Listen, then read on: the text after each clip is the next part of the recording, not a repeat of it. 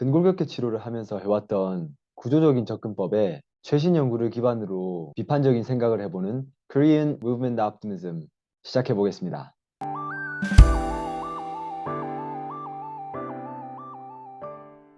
자, 팟캐스트 시작에 앞서서 유튜브 구독 그리고 좋아요 꼭 눌러주세요. 그럼 이제 시작해 보겠습니다. 좋습니다. 자, 그러면 우리가 이제 이렇게 허리 통증을 만들 수 있는 여러 요인들에 대해서 우리가 얘기를 해봤는데요. 그럼 어떻게 이제 이런 거 접근해야 되냐? 사실 이게 더 우리 이제 청취자들께서, 우리 구독자님께서 좋아하실 거라 생각해요. 기대하고. 예. 그죠? 그다음에 뭐 알면 뭐 하냐? 쓸 수 있어야 되는데. 아, 그러죠. 어, 돈 버는 법 알아보면 뭐 하냐? 돈 벌 수 아, 있어야 되는데. 그거니까 우리가 여기에 대해서 우리 좀 얘기를 해보고 싶습니다. 그래서 우리가 이제 주로 이제 많이 쓰는 게 이제 도수적인 것들, 그리고 또 운동적인 면, 마지막 이제 방법으로서 이제 수술. 그 사이에 우리 주사도 있었네요. 음, 이렇게 요법들이 있는데 이 요법들에 대해서 우리가 이 허리 통증을 어떻게 좀 바라볼 수 있을지, 그리고 혹시 좀 특이하게 뭐 예를 들어서 뭐 허리 같은 이제 디스크 같은 경우에는 이제 제일 대표적인 게 뭐 우리지 마세요 이런 거 있잖아요. 음. 근데 사실 그건 아니라는 거 알고 있지만은 그래도 이제 이런 특별하게 해야 되는 접근법이 있으면 그거에 대해서 조금 얘기해 주실 수 있으실까요? 했으면 그래서 일단 좋겠고. 협착증에 대해서 매니지먼트, 그러니까 관리에 대해서 말씀을 드리자면, 여러 가지 옵션들이 있어요. 약물도 있고, 뭐, 여러 가지 신체 다른 부분에 대한 뭐, 운동을 통해서 개선하는 방법도 있고, 도수 치료도 효과적이고, 하지만, 아까 말씀드렸지만 아직까지도 어떤 특정 중재가, 특정 치료가 이거를 더 좋게 만들지 않아요. 얘네들은 아마 자연사에 결정되는 경우가 더 많은 것처럼 보여요. 그래서 협착증이 있다고 하시는 어르신이 계시다면, 그냥 전반적인 건강에 좀 신경을 쓰시고 많이 괴롭다 싶을 때 허리를 좀 자주 구부려주는 스트레칭이나 이런 것들이 일시적으로 도움이 될 수 있어요. 그런 거를 선택하시면 될 것 같고, 내가 협착증 환자를 치료해야겠다라는 그런 상황에 있는 전문가 분이시라면, 치료보다는 사실 교육이 더 중요해요. 이런 것들이 왜 일어났고, 이런 현상이 왜 일어나는 현상인 거고, 이런 거에 대한 교육을 하셔야 그분이 아마 여러분이 제공하는 도수치료나 운동치료에 대한 맥락을 이해해야만 다 자신이 좋아지지 않았을 때도 너무 낙담하지 않을 수 있고, 자기 본인이 조금이라도 좋아졌다고 느끼시면 그걸로도 저는 이미 충분히 성공했다고 생각하거든요. 그래서 협착증 진단 자체를 우리가 그러니까 고칠 수 있는 방법은 없어요. 조금 더 삶의 퀄리티가 높게 생활할 수 있게 도와줄 수 있는 거라고 생각하시면 될 것 같고, 전방전이증은 아까 말씀드린 대로 특별한 치료법이 없습니다. 선생님들이 뭐 운동 치료를 위주로 잘 하시는 분이라면 운동 치료 하셔도 되는데, 이게 꼭 코어 엑서사이즈를 해야 되는 건 아니에요. 어떤 운동이든 운동의 특정 스페셜한 운동이 없이 그냥 모든 운동은 전방전이증의 증상을 개선할 수 있는 그 잠재력이 있고, 도수 치료도 역시 당연히 효과적일 수 있어요. 하지만 도수 치료를 한다고 해서 그 전방전이증이 다시 제 위치로 이동한다거나 그런 생체학적인 개선으로 나타나는 그런 통증 경감은 아닐 테니까 너무 여기에 이렇게 과도하게 의지하지 않았으면은 좋을 것 같습니다. 그리고 전방전이증 환자라고 특별히 뭐 하지 말아야 되는 동작이 있거나 그런 건 아니니까, 뭐 특정 동작에 조금 예민하다고 하면 그 동작을 좀 다른 요소들로 상쇄할 수 있는 게 있으면 좀 개선시켜 주시고, 그 동작이 너무 예민하면 일시적으로 좀 피해서 여러 가지 운동을 시도해 볼 수 있겠죠. 그래서 다양한 치료 방법으로 접근하셔도 다 효과가 있을 거고, 이런 치료법을 원해요라고 하신다면 번지수를 잘못 찾아오신 겁니다. 네, 네. 맞습니다. 저희가 이 운동이랑 도수할 때 사실 벌써 많은 연구에서도 하는 말이 그 도수나 운동이 이 변화를 일으킨다라고 하지는 않잖아요. 그렇죠. 예. 그렇게 이제 내가 믿고 싶은 대로 이제 하려고 하다 보니 그 움직임이 된 거지. 뭐 예를 들어서 뭐 이렇게 있던 사람이 이렇게 된 거는 이렇게 하려고 계속 노력을 했기 때문에 된 거고, 뭐 운동 자체가 이렇게 하는 것들이 많으니까 이제 할 수 있는 능력이 생긴 거지. 그거 자체가 해결되었기 때문에 이게 이제 이게 됐기 때문에, 그리고 반대로 말하면 이게 안 됐기 때문에 이게 아팠던 게 아니라 이제 몸을 다양하게 쓸 수 있고 또 그 움직이는 과정에서 건강해졌잖아요. 그렇죠. 그래서 그런 것들이 많이 좋아졌다고 생각을, 저도 많이 하고 있고, 사실 그렇게 저는 접근을 하거든요. 저도 웬만하면 이제 회원님들이 이제 여기 이제 병원이 아니다 보니까 오셔가지고 이제 진단명을 갖고 오시면 솔직하게 말하면 저는 진단명을 딱 듣고 열심히 듣고 그다음 그 진단명을 살짝 내려놔요. 이 사람이 건강한가를 먼저 찾거든요. 음, 근데 찾아보면 대부분이 건강하지 않을 가능성이 더 높더라고요. 그래서 이것만 좀 해결해 놓고 이분이 꾸준하게 저랑 같이 있으면서 뭐 두세 달 동안 또는 이제 좀 길게 하시면 6개월, 1년 동안은 저랑 같이 생활 습관을 좀 잡아가면 알아서 이 진단명에 대해서 말 안 해도 해결되는 부분이 많았고 그리고 그래도 이제 아프신 분들은 그때 가서 이제 이걸 갖고 와도 늦지 않더라고요. 음, 그냥 벌써 통증은 많이 내려갔지만 뭐 ROM이 조금 제한돼 있다던가. 네. 그리고 가끔씩 보면 ROM 굳이 이거 필요해요 여러분 또 필요 없대요. 그러니까 연습 안 하겠죠. 뭐 이렇게 장난칠 때도 있는데. 그러니까 저는 좀 많이 생각하는 게 좀 움직이는 게 많이 중요하겠다 생각도 많이 하게 됩니다. 음. 또 저희가 이렇게 얘기하면 또 잘못 오해하시고 아, 그럼 아무거나 다 시켜도 되겠네 이렇게 생각하실 수 음, 있는데 그런 뜻이 아니라 원래 모든 클라이언트는 다 자기 손에 딱 맞는 장갑 같은 치료와 설명을 원해요.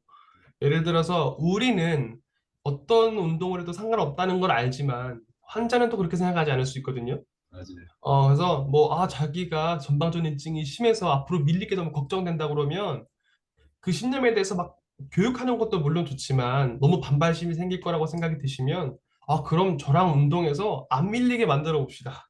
그 맞아요. 운동 열심히 한번 해봅시다.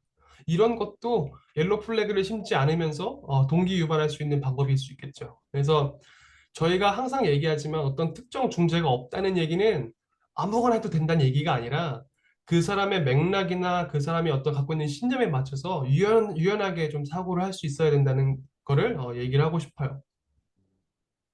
아, 저 너무 동의합니다. 네, 저도 뭐 정렬 안 본다고 하지만 아 이거 정렬 때문에 그러셨냐. 그러니까 우리 음, 한번 정렬 한번 맞춰보자.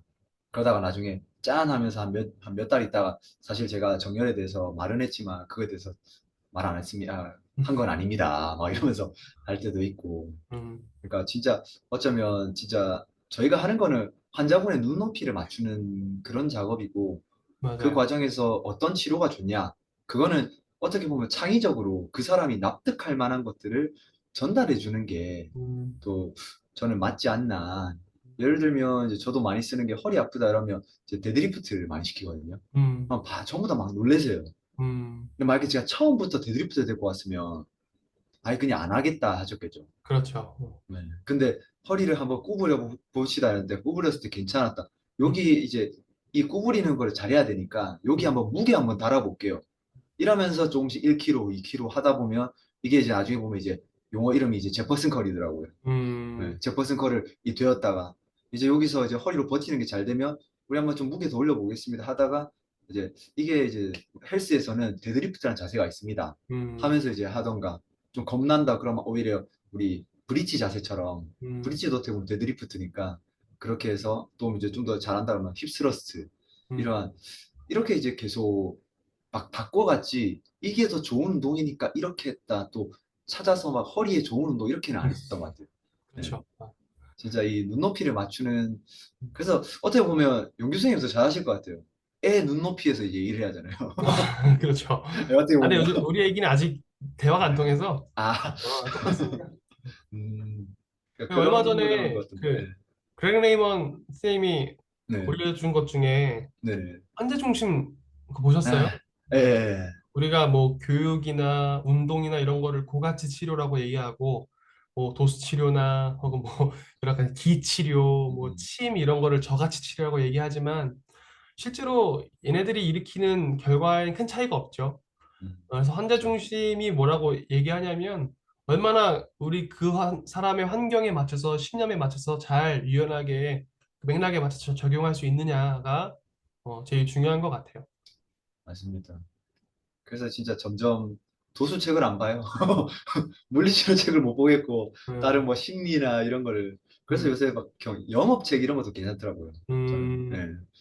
그러니까 진짜 눈높이 맞춰서 이 회원님들 앞에서 어떻게 좀 더 보여줄 수 있을지 생각을 해서 좀 좋은 것 같습니다.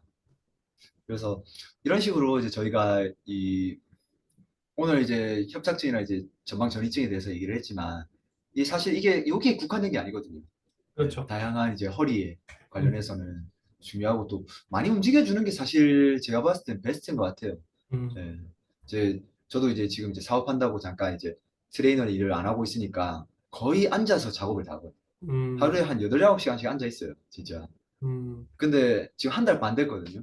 제대로 안 나간 지, 센터 안 나간 지. 허리랑 목이, 와, 안 건강해지는 거죠. 예. 어, 와, 이거 한 달 반만 됐는데 이 정도면. 예. 그래서 아까 말했던 그런 운동을 새로 하고 있고 또 요새는 또 다시 달리기 하고 있거든요. 음, 그러니까 근데 그렇게 하고 나면 또 안 아파요. 그럼 또 작업도 음, 가능하고. 음, 그래서 야 진짜 이 우리 회원들이랑 환자들이 살기 위해서 운동한다. 진짜 너무 음, 이해가 되더라고요. 예전에는 트레이너여서 이 일을 했으니까 몰랐는데 지금은 이제 저도 이제 환자로 회원으로서 생각을 해보니까 음, 진짜 우리가 움직임이 얼마나 했느냐가 그만큼 중요하니까 뭔가 특별한 이런 것보다는 내가 허리가 아프다, 목이 아프다 좀 더 움직여주세요. 네. 제가 준비한 내용은 이제 끝났는데 제가 저번에 한번 Q&A를 우리 모아봤었거든요. 근데 Q&A를 봤을 때 그 파트 중에서는 대부분이 이제 저희가 앞쪽에서 다 해결을 했었고, 거기서 이제 좀 저희가 그 포함을 좀 못 시켰던 부분들, 그런 부분에 대해서 조금 좀 얘기를 해보겠습니다. 한 선생님께서 뭐라고 하셨냐면, 이 허리가 아픈데 이게 허리에서 온 건지, 아니 고관절에서 온 건지, 어디가 이제 원인이 되는 요소인지를 파악하는 방법이 있느냐, 물어보셨거든요. 네. 네. 아, 어려운 질문이죠. 음, 사실 뭐 이 해당 환자가 허리만 아프면 당연히 혈액에서 왔겠고, 고관절이 아프면 그럼 고관절에서만 왔느냐? 또 그건 아니에요. 왜냐면은 허리 아픈 거는 허리만 문제가 있으니까 구분하기가 다소 어렵진 않겠지만 고관절의 증상을 일으키는 허리에서 기인된 문제가 굉장히 많아요. 그래서 사실 이 뚜렷한 구분법을 설명해 드리고 싶지만 자칫 제 설명이 너무 일반화될 수 있는 위험 때문에 너무 단순하게 설명을 해드리기는 어려울 것 같고, 우리가 이거를 어디서 왔는지 구분하려면 그냥 많이 공부하는 수밖에 없어요. 이 허리에서 있는 질환, 고관절에서 있는 질환 이런 것들이 얼마나 더 오버래핑 되는 게 얼마나 있고 그거 임상 징후나 특징이 어떻게 차이가 나고 이런 여러 가지 소스를 가지고 와서 이게 고관절의 문제다, 허리의 문제다라는 걸 우리가 파악하는 거지. 뭐 몇 개만 이렇게 해보고 이거는 허리 움직여 봤는데 허리는 안 아프고 고관절은 아프다, 고관절의 문제다 이렇게 단순화할 수 있는 게 아니란 얘기죠. 그래서 이 문제를 명확하게 확인하시려면 임상 추론에 대해서 공부를 하셔야 되고, 임상 추론을 이렇게 공부하려면 임상 지식이 있어야 되는데, 일단은 그런 질환에 대한 특징이나 징후들을 좀 잘 알고 계신다면, 딱 봐도 패스트 띵킹이라고 하긴 하는데, 이게 허리에서 기인된 문제인지 고관절에서 기인된 문제인지 딱 감이 오게 될 수도 있어요. 하지만 뭐 어떻게 하면은 고관절입니다, 어떻게 하면 허리입니다 이렇게 단순화해서 얘기를 해드리고 싶지만 그렇게 할 수가 없다는 것도 좀 이해를 해주셨으면 좋겠네요. 그것도 그거라고 생각하고 패스트 띵킹 해가지고 이렇게 했다고 갔는데 또 그게 또 아닐 수도 있는 거잖아요, 사실. 그렇죠. 네. 그래서 사실 어떻게 보면 진짜 저희가 알고리즘적으로 하고 싶다라고 하지만 사실 만약에 그 알고리즘이 됐잖아요. 제 전 프로그래머로서 말씀드리자면 그 알고리즘이 나왔으면 벌써 공대들이 했어요. 네. 음, 물리치료사 없었었죠. 네, 없어져요. 없어졌죠. 진짜 저도 이 프로그램을 공부하면 공부할수록 진짜 이 알고리즘 나오잖아요. 그러면 다 뺏겨요.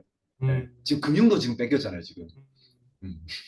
그러니까 그런 것처럼 그래서 조금 더 알고리즘을 찾기보다는 사실 저희가 이 전문성을 가질 수 있는 이유는 알고리즘화가 되게 어려운 게 많기 때문에 저희가 이제 임상적으로나 이런 것들을 갖고 가는 거지 우리 전문성을 키울 수 있기 위해서 우리 빠른 트랙보다는 좀 다양한 경험도 해보시고 또 공부도 한번 좀 해보시면서 그 증상에 대해서는 사실 많은 책들이 있잖아요. 음, 요새 논문도 많이 있고 그러니까 좀 같이 봐주셨으면 좋겠습니다. 네.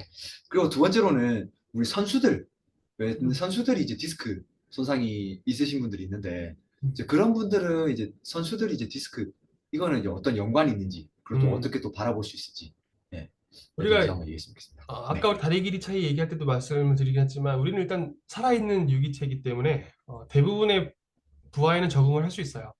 음, 그래서 어떤 특정 스포츠의 선수라고 해서 그냥 일반 인구랑 비교했을 때 더 유병률이 높거나 허리 통증으로 병원을 내원할 확률이나 디스크를 앓을 확률이 더 특별하게 높진 않아요. 그래서 선수들이라고 해서 항상 디스크 손상이 더 많이 생기는 건 아닌데 어떤 게 문제가 되냐면 운동 선수들은 항상 자신의 기록을 더 갱신시키길 원하고 자신의 임계점을 돌파해서 더 많은 퍼포먼스를 내는데 욕심이 좀 있죠. 당연한 거죠. 그렇죠. 그러다 보니까 손상 그 유병률에 대해서는 조금 더 차이가 있을 수는 있어요. 하지만 이게 스포츠 유형에 따라서 크게 차이는 나진 않는 것으로 보이고, 뭐 예를 들어서 골프를 많이 한다고 해서 특별하게 디스크도 손상되거나 농구를 뭐 많이 한다고 해서 손상되지 않거든요. 아마 취미로 하는 정도의 스포츠는 아마 전혀 문제가 되지 않을 거예요. 그런데 뭐 기록 갱신을 해야 되는 상황인다거나 아니면 어떤 뭐 목표가 있어서 그 목표를 도달하는 그 과정에서 내가 가지고 있는 수용력보다 부하가 많아졌을 때 다칠 수는 있겠지만 일반적으로 그 인구 통계학적으로 봤을 때는 선수라고 해서 특별히 더 많이 다치진 않는다. 라고 이야기를 할 수 있을 것 같아요. 그래서 얼마 전에 그것도 논쟁이 됐었죠. 막 어떤 사람들이 데드리프트 하지 말라고. 네, 맞아요, 데드리프트 맞아요. 하면은 디스크 터진다고. 아, 하지만 그렇죠. 그거는 제가 철저하게 반박을 했었는데 우리는 살아있고 적응할 수 있기 때문에 점진적으로 그 스포츠나 운동을 지속했다면 그것 때문에 다칠 가능성은 그렇게 높지 않을 겁니다. 그렇죠. 저도 디스크 터져갖고 수술했는데 지금 데드리프트 열심히 하고 있는데 그렇죠. 너무 재밌어요. 그리고 여기서 추가하고 싶은 게 안 그래도 이거 얘기 나왔을 때 좀 관심이 좀 많이 가져서 논문을 좀 여러 가지 찾아봤거든요. 보니까 나 야구 선수들을 데리고 했던 것 같은데 그 거기서도 뭐라고 했냐면 보통 이제 뭐 이렇게 던지기 때문에 도미넌트 핸드랑 이제 그 난도미넌트라고 해봤는데 도미넌트가 막 오른쪽이라고 해서 특별하게 오른쪽으로 더 많이 삐져나오고 왼쪽으로 삐져나오고 이런 게 없었고 그냥 비슷했다고 하더라고요. 예.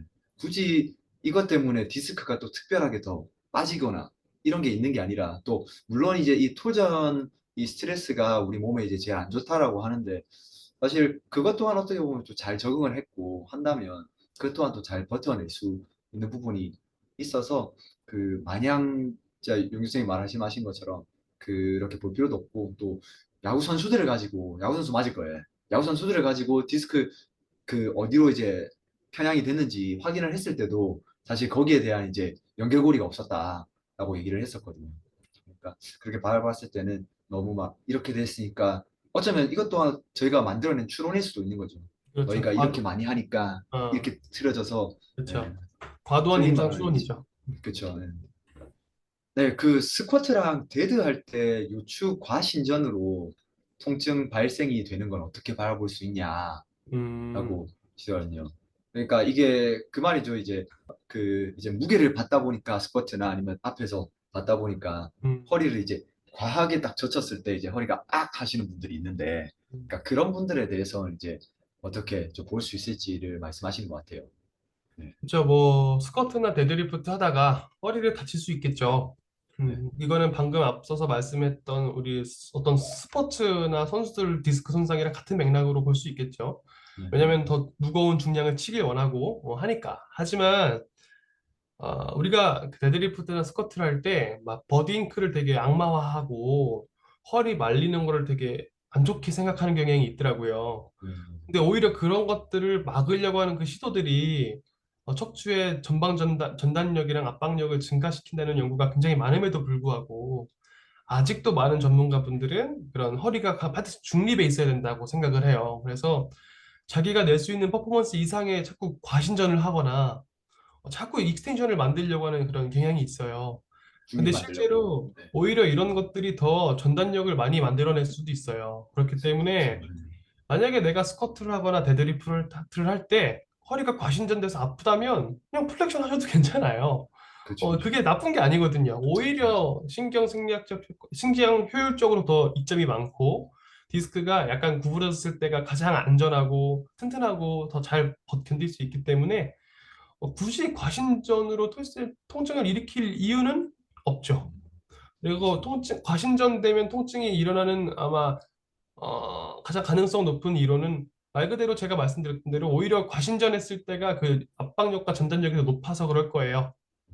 물론 뭐 부하가 항상 통증을 일으키는 건 아니지만 허리 컨디션이 좋지 않은 사람한테 부하는 조금 자극적일 수 있으니까요. 그래서 과신전을 할 필요가 없는데도 불구하고 과신전을 하는 거라면 그것부터 조절을 해야 되지 않을까라는 생각이 듭니다. 그렇죠.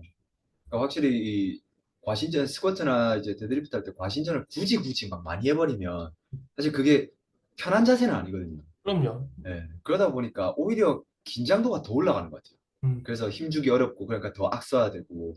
근데 물론 그렇지 저는 그렇지만 또 그게 또 편한 사람들은 있을 거예요. 그렇죠. 그러니까 그런 사람들은 이제 그렇게 하면 될 것 같고 안 그래도 이것도 저번에 그렉 리먼의 그 팟캐스트에서 얘기하는 거 봤는데 거기서 나오신 분이 이제 파워리프터이시더라고요. 음, 근데 그분이 이제 또 이제 자기도 이제 파워리프팅을 안 되다가 이제 이런 이제 무브먼트 옵티미즘적인 이제 접근으로 이제 오히려 더 잘 됐다.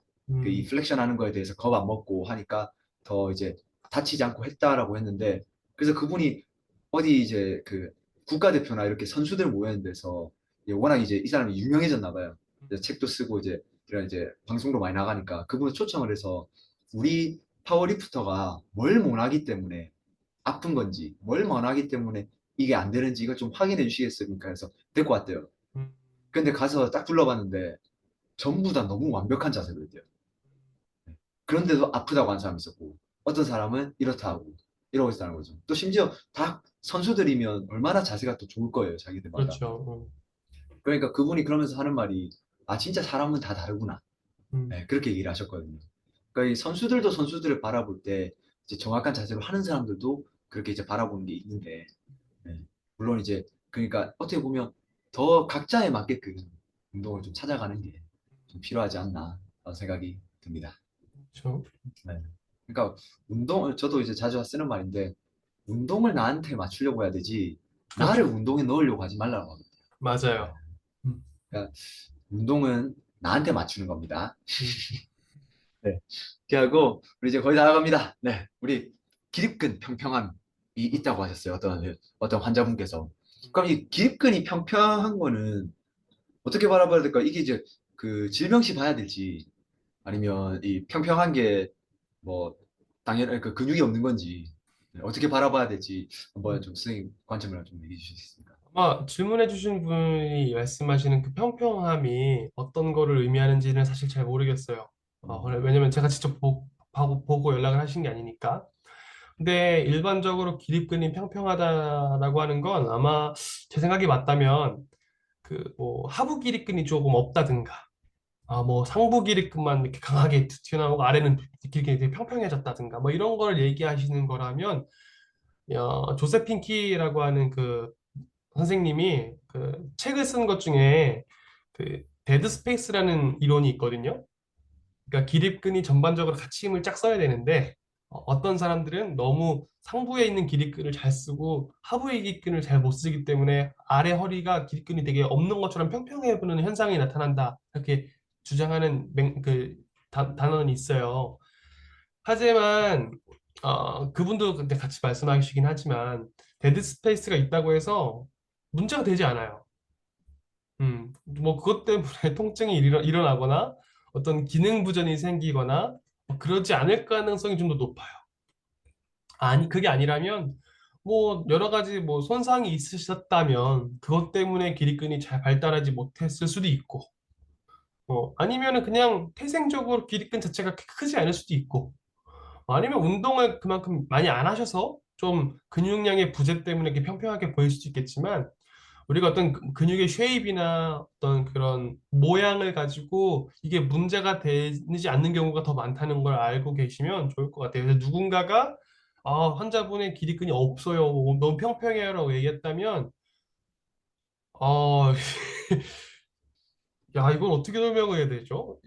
그것도 사기꾼이라고 할 수도 없고, 그러니까 뭐 그분만의 뭐 이론이 있겠지만 높은 확률로는 크게 통증이랑 관계가 없을 가능성이 더 높다는 것도 좀 알고 너무 걱정 안 하셨으면 좋겠어요.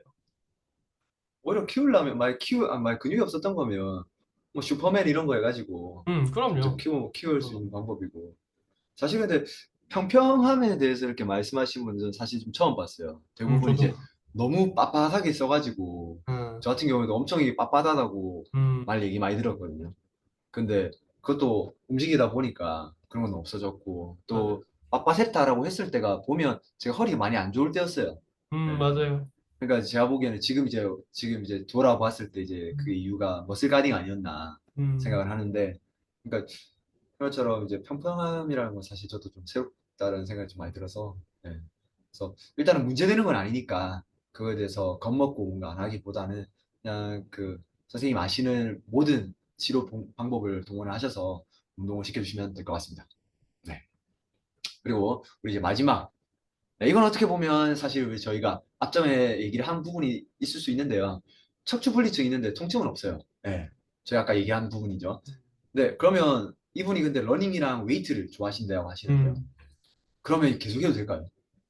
네, 하셔도 됩니다. 아, 축하합니다. 네. 네. 어, 네, 걱정하지 마시고 네. 네, 해주시면 되고요. 이제 러닝이랑 웨이트 다 진짜 좋은 운동이 될 수 있고, 우리가 흔히 말하는 뭐 사실 저희 관점이 아니지만 흔히 말하는 뭐 코어 잡는다, 또는 이제 둔근을 잡는다, 또 그리고 이제 척추 이제 이 빼버리면 이 익스텐션을 많이 하게 되면 이제 앞으로 나가니까 굽히는 걸 많이 해야 한다. 전부 다 러닝과 웨이트에 다 들어가 있어요. 네. 맞아요. 그러니까 저희 관점이 아니더라도 너무 좋은 운동이 될 수도 있고, 하지만 만약에 아프다 그러면 또 백업 하셔도 돼요. 네, 우리가 가끔씩 있어 보면 회원님들도 이러더라고요. 선생님 저 저번 주에 뭐 예를 들어서 15kg 들면 제가 쌤 저번 주에 힘들어서 15kg가 안 들어지던데요. 막 좌절을 하세요. 음, 괜찮아요. 우리 몸은 살아있는 유기체이기 때문에 음, 오늘 잘 돼도 내일 안 될 수도 있어요. 네. 그럼요. 이번 그 선수들도 보면 딜로딩 기간이라고 해서 한 9주마다 음, 한번 딜로딩을 한번 하거든요. 그러니까 그때 한번 훅 쉬라는 거예요. 그냥 뭐 음, 안 하고 그나마 조금 이제 액티브, 그래도 너무 확 쉬어버리면 안 되니까 좀 이제 액티브 레스팅이라고 해서 가볍게 이제 하는 과정들이 있는데, 이제 그때는 근데 무게는 안 된다고 하거든요. 음, 사람마다 이제 트레이너마다 다르던데, 그러니까 그런 딜로딩도 있으면서 그만큼 선수들도 이렇게 쉬어주면서 하는데, 우리 일반인들은 어떻게 보면 좀 더 과하게 하시는 분이 많아요. 음, 그러니까 너무 이거 해야 돼, 저거 해야 돼, 너무 나를 거기 맞추지 마시고요. 나한테 맞춰서 음, 운동을 즐겁게 해주시면 되겠습니다. 네, 그래서 이제 오늘로써 우리 허리, 로백 페인에 대해서 이제 마무리를 지어 보겠습니다. 우리 음. 다음에는 또 어떤 토픽을 할지는 제가 또 한번 우리 기대하면서 제가 또 찾아볼 텐데, 네, 그동안에 이제 또 우리 허리 통증에 대해서 좀 다양한 또 관점을 가졌으면 좋겠다는 마음에서 제가 또 준비를 해봤습니다. 오늘 또 이렇게 긴 시간 동안 또 고생을 해주셔서 너무 감사합니다. 네. 고생하셨습니다. 이번 Korean Movement Optimism 도움이 되셨을까요? 그러면 이 영상을 통증이 있는 친구, 회원 또는 고객, 그리고 직장 동료에게 공유해 주세요. 통증에 대한 최신 정보 저희가 알려드리겠습니다.